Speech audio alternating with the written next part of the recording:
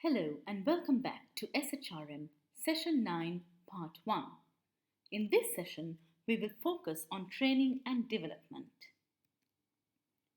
Your learning outcome for this lesson is getting to understand training and development in an SHRM context.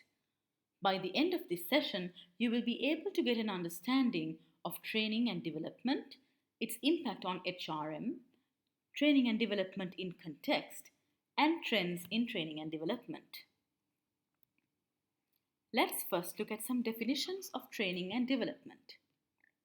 Armstrong defined training as the planned and systematic modification of behavior through learning events, programs, and instructions which enable individuals to achieve the levels of knowledge, skill, and competencies to carry out their work effectively.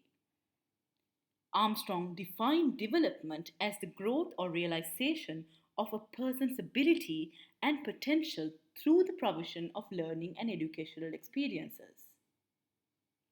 Meanwhile, two other authors, Dowling and Welch, they say that training aims to develop and improve employees' current work skills. And they define development as something that may be differentiated as being aimed at increasing the ability in employees in relation to some future position or future role. Impact of training and development on SHRM. It's important to look at T&D and how it influences, impacts, and even challenges SHRM.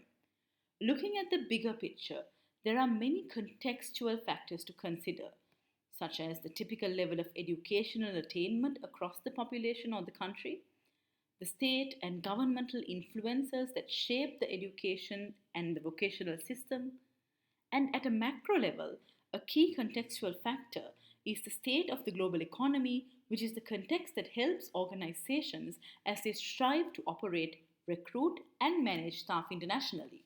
So, all these factors actually change the way that SHRM will practice training and development. Training and development in context. Of course, we have previously identified that internal and external factors can influence strategy and HR policy. And some of these factors actually act as shapers of training and development.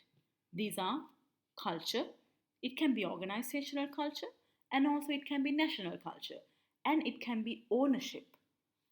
The role of the state and the political forces also shape training and development. How? Because they change the level of workforce achievement. We're talking about literacy and numeracy. They also shape the educational and labor market norms. And they are also a part of the national system, which then shapes vocational training education. And of course, the role of state determines how further education is carried out in a nation. Moving on to more context in terms of training and development, let's look at the cultural context. There are several authors who spoke about this.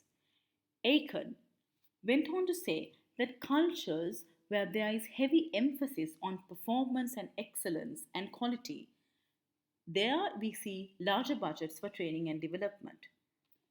Cultures perhaps like Sri Lanka and India, where there is heavy emphasis on how people perform. Then another author, Wong, says that collectivist cultures, rather than improving individual or team performance, they focus on the individual's loyalty to the organization. Wilkins goes on to say that lower power distance cultures, lower power distance as we discussed in Hofstede's cultural dimensions, countries with lower power distance cultures see a discussion and joint decision making on the training needs, which does not take place in a more paternalistic and high power distance cultures. And also in high power distance and more collectivist cultures, the selection of who receives training is more likely to be about in group favoritism than about performance and actual training needs. Talking about trends in training and development, there are several trends for 2020. First one, training must be aligned to cater to all levels. For any training and development program to be successful, it needs to have clearly defined and definite objectives. The training course and its contents should cater to employees at all levels. Then we have virtual learning practices which are trending. The trend for coaching classes and learning and development programs conducted in corporate offices is actually changing from classroom sessions to become more web based, virtually broadcasted learning sessions. Another trend is the user experience, which is becoming a major concern. If the user experience is not good, learners, in this case employees, tend to lose interest within the first few minutes of a program. Therefore, there's a lot of cost wasted. Then, of course, there's a decline of flash courses. We have seen a lot of flash courses with supportive, interactive media having been popular training and development methods. However, with the rise of many other digital platforms, the trend to offer flash courses is actually declining.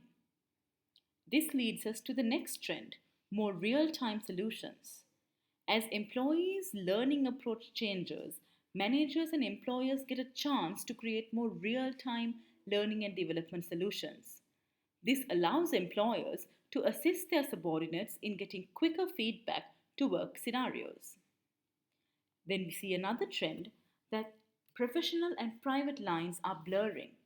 Workers today tend to make use of career enhancement opportunities during their leisure time.